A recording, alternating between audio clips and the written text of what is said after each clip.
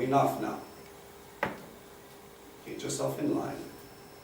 You can't talk the talk and excuse yourself when you feel like it.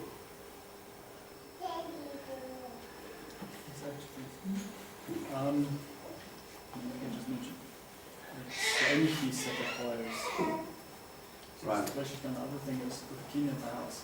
It's not for the wife to do. Yes, good point. These are one of the, this is the only feast with such serious stipulations. Okay? So if you want people to sort of understand a little bit later, Shavuot is coming. My heart is you should understand why you're celebrating before you attend it. Okay? That's why we do the teaching before, so that when you get there you should understand why it's a feast and not a teaching. Alright? And then, yeah, guys, it is not for your wife or your maid or a Jewish company to come in and clean out your house for you. Yes. They will come and they will break all your clay pots, burn your handles, re-establish everything. Break my clay pot? Yeah, done. It's actually a stipulation. People pay for people to come in and clean out their house. God said, you clean out your house. You pay the blood on your house. You get your sons and daughters inside. You let them eat of that land.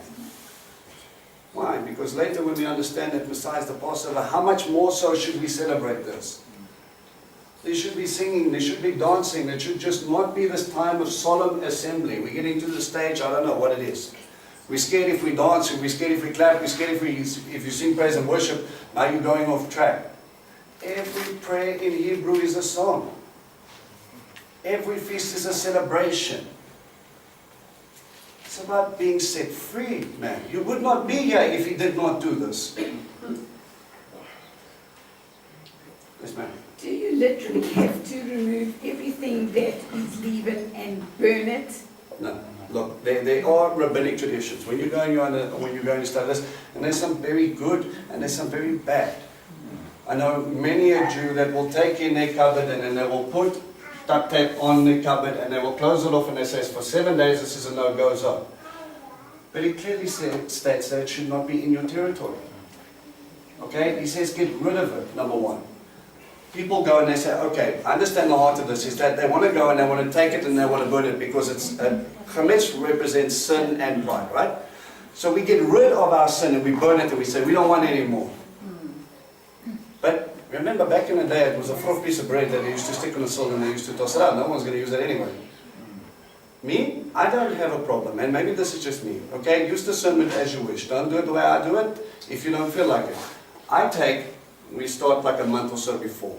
Pack out everything that we're going to get rid of, and we use that as much as possible. And whatever's left, I have no problem giving to someone who doesn't have food.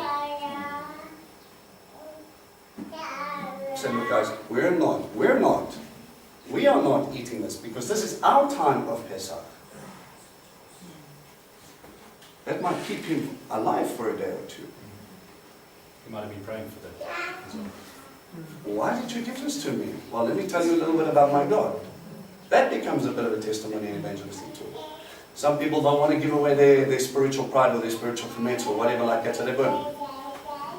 If it's false teaching, if it's stuff that shouldn't be in your house, then get rid of it. I'm not talking about if someone brought you a Buddha one day and you kept it there because you didn't want to offend him. That should not be in your house. You should get rid of that. That is a representation of what is leading people astray. That thing is leading people to spiritual death. So I need to get rid of that, and that I've got no problem burning and destroying. But if it's food, my heart is, I can sustain someone for 2 days, and I would rather love them doing that. And as we go. Any other thoughts? Sorry, I know we're going over a bit, but I really felt I needed to say this. When I started here quite a few years ago, when you spoke about this for the first time, I thought it was absolutely ridiculous. I was like, there's no way. I lived on my own, in my own flat, and I was like, there's no way I'm doing this. This is ridiculous, you know? But the first time I did do it, because, you know, the Lord kept me here, and I didn't know why, because everything was like ridiculous. But I knew I needed to be here, and eventually, was humble to do it for the first time. And